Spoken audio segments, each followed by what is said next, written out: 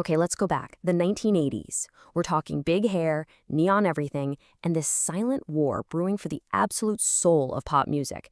Yeah, you know who I'm talking about. Michael Jackson versus Prince. And believe me, this was way more than just who had the bigger hit record. This was a clash of titans, a battle of pure genius that pretty much defined the entire decade. So that brings us to the big question, right? The one that people have been arguing about for decades. You've got two kings, but only one throne. Who really, truly ruled pop music? Was it Michael Jackson, the king of pop that everyone on the planet knew and loved? Or was it Prince, the mysterious genius, the purple one? They were like two sides of the same incredible coin, but who came out on top? All right, so to really get this, you got to picture it. The year is 1983. Michael Jackson isn't just a pop star anymore. He is a full-blown global phenomenon. I mean, Thriller is just demolishing every record in sight. And then he does the Motown 25 performance and the world sees the moonwalk for the very first time. I mean, game over, right? The guy was completely untouchable. Or so you'd think. And that's where our story really kicks off. This is the moment their Cold War suddenly went red hot. All it took was one night in LA. A night that was supposed to be about a legend, but ended up being a battlefield for two future legends. So here's the setup. It's June 20th, 1983, at the Beverly Theater in LA. The event? A celebration for the one, the only James Brown. The room is packed with the absolute biggest names in soul and funk. And the godfather of soul himself, James Brown, he knows exactly who's in his audience. He sees these two young kings in the room. And you know what? He's about to light the fuse. Okay, so this is how it all went down. James Brown gets on the mic and calls up Michael Jackson. And MJ just glides onto that stage, does a few of those flawless signature moves, and the place goes absolutely wild. But then, as he's leaving, he leans over and whispers something to James Brown. He says, "Call up Prince." Oh yeah, the challenge was thrown down. So Prince, who is never gonna let that slide, jumps on stage, grabs a guitar, and just unleashes this explosion of raw, chaotic energy. It was wild, totally spontaneous, a little bit messy, and yeah, it famously ended with him kind of stumbling and accidentally pulling down a prop street lamp. The difference between the two of them, it was just, wow, absolutely stunning. And this quote just says it all, doesn't it? It was like a boxing match that everybody wanted to see, but nobody knew how to score. I mean, who won that night? Was it Michael's perfect, polished performance? Or was it Prince's raw, totally authentic explosion? People argued about it then, they still argue about it now. It was this perfect moment that really set the stage for the whole rivalry. Because really, that one night on stage, it was the perfect snapshot of their two completely different ways of thinking about music, about art, about everything. You see, here's the thing you gotta understand. Michael Jackson was building an empire. Every single album was a massive, global event, polished to perfection, designed to appeal to every single person on Earth. But Prince was building a universe. He was just this relentless, unstoppable creator, a genius who could play pretty much anything. And he did it all by his own rules, often telling the entire music industry to take a hike. So what was Michael's superpower? It was absolute meticulous control. Every single spin, every kick, every note, it was practiced and rehearsed until it was beyond perfect.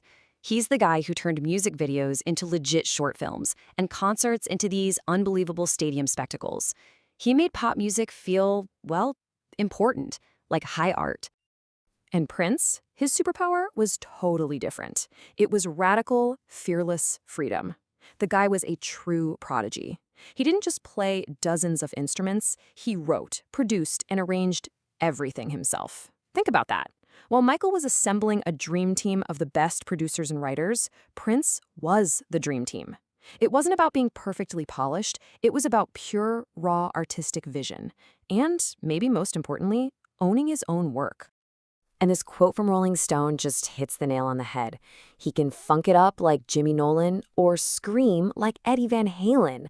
I mean, come on. Prince wasn't just a pop star. The man was a musical shapeshifter. He could give you the funkiest guitar riff ever and then turn around and shred a rock solo that would melt your face off. The guy's range was just unreal. So you have these two completely different philosophies, right? Well, that's what leads us to our next big collision. The story of a duet that could have been the biggest song in the history of music, but instead, it became one of pop's greatest what-ifs. Just try to imagine this for a second. The two biggest stars on the planet on the same song? That was the genius idea from producer Quincy Jones. He wanted to take all that rivalry, all that tension, and pour it into the title track from Michael's next album, Bad, a musical showdown for the ages. So what happened? Well, here's where the whole thing just goes off the rails. Prince takes a listen to the demo, and he gets to the very first line of the song. And what was that line? Your butt is mine. Yeah, Prince basically said, look, you're not singing that to me, and I'm definitely not singing that to you. And that was that. But it was really about more than just a weird lyric. For Prince, this was all about control. This was Michael's song on Michael's album in Michael's world. And if Prince joined in, he'd just be a guest star in the Michael Jackson show. And for a guy who valued his artistic independence above all else, no way, that was never going to happen. Okay, so this brings us right back to where we started, the big question. After all the battles on stage, the different philosophies, the duet that never happened, who actually won? All right, let's break it down, tail of the tape style. In this corner, you've got Michael Jackson, the undisputed king of pop. His superpower, global showmanship on a scale we'd never seen before. And his legacy, total absolute domination of the music charts that, honestly, we'll probably never see again. And in the other corner, Prince, the purple one. His superpower was that rebellious, virtuosic genius. And his legacy is the huge influence he had on generations of artists and what it means to be truly free as a creator. But look, if you want one statistic that tells you almost everything you need to know, it's this. In his entire solo career as an adult, Michael Jackson released 10 studio albums, just 10.